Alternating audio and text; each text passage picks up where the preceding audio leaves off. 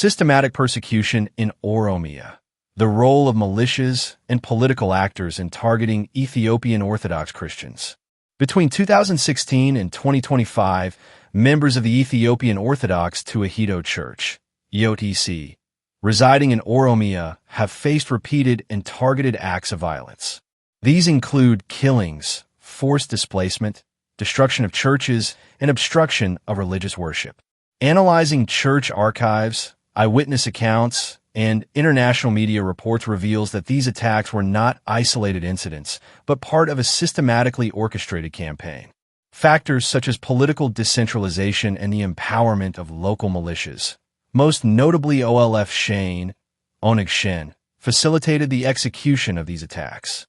Evidence suggests the Oromo-led Prosperity Party played a significant role, either actively enabling or passively condoning these acts through policy decisions, administrative inaction, and collaboration with militia actors.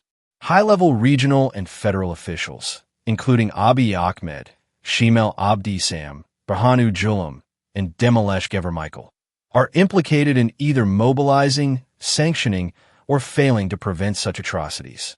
The human cost is starkly illustrated in the case of a child survivor who required amputation following a coordinated assault.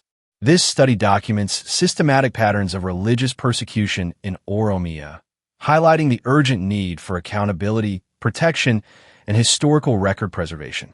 The Ethiopian Orthodox Tewahedo Church, with over 1,600 years of uninterrupted religious tradition, is a cornerstone of Ethiopia's spiritual and cultural heritage.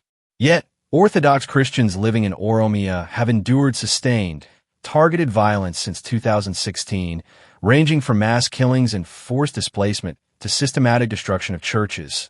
EOTC Holy Synod, 2018. Despite Ethiopia's secular constitution, the combination of political decentralization and rising ethno-nationalist mobilization has left Orthodox communities particularly vulnerable to attack. International Crisis Group, 2020. Emerging evidence indicates that the Oromo-led Prosperity Party played a significant facilitative role. Local militias, such as OLF Shane, alongside other clandestine actors, were granted operational autonomy, enabling them to carry out attacks against Orthodox Christians under the guise of ethnic or political motivations. These actions were often coordinated or tacitly approved by both regional and federal authorities. Anonymous eyewitness testimony, 2025. Human Rights Watch, 2025. The rise of Abiy Ahmed to the Ethiopian premiership in 2018 marked a period of rapid decentralization.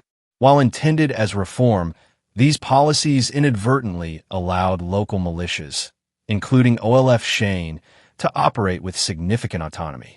In many cases, these groups coordinated with regional Prosperity Party structures to execute targeted campaigns.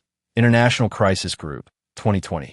Orthodox Christians in Oromia, frequently labeled as outsiders despite long-standing settlement in the region, became explicit targets. Eyewitness accounts and church records indicate that these attacks were systematically planned, exploiting local administrative structures to identify, isolate, and assault Orthodox communities. Eastern Archdiocese Administrative Office, 2018. EOTC PR Department, 2019. Evidence implicates prominent regional and federal leaders, including Shimel Abdi Sam, Abiy Ahmed, Birhanu Julam, and Demelesh Gever Michael, in facilitating this violence, whether through inaction, policy guidance, or direct coordination with militia forces. The pattern of violence strongly suggests systemic orchestration rather than sporadic ethnic conflict. Anonymous eyewitness testimony, 2025. Church records from the Diocese of Eastern Arsi indicate that 114 Orthodox Christians were killed in Shirka district between September 2016 and November 2017, including infants as young as 70 days and elders up to 81 years old. EOTC PR Department, 2019. Among the victims, 45% were killed alongside their families. Children aged 2 to 11 were deliberately targeted. Attacks were motivated explicitly by victims' Orthodox faith. Analytical cross-referencing points to the involvement of OLF Shane operatives in coordination with local Prosperity Party officials. Church correspondence and eyewitness testimony indicate that these attacks were methodically executed under guidance from political structures at the local level. Eastern Archdiocese Administrative Office, 2018. In a coordinated attack in RC, a child sustained catastrophic injuries requiring amputation of the right leg. Clergy attempting to protect families were also targeted. This incident exemplifies the intergenerational impacts of violence, including physical disability, psychological trauma, and forced displacement. Documentation from the Diocese of Eastern RC confirms the involvement of OLF Shane-affiliated militias and notes apparent indifference or tacit approval from regional authorities. Eastern Archdiocese Administrative Office, 2018. Anonymous Eyewitness Testimony, 2025. Eyewitness narratives describe the attack in harrowing detail. Gunmen abducted family members, shot an 8-year-old girl in the shoulder and side, and left her amidst the corpses of her slain family.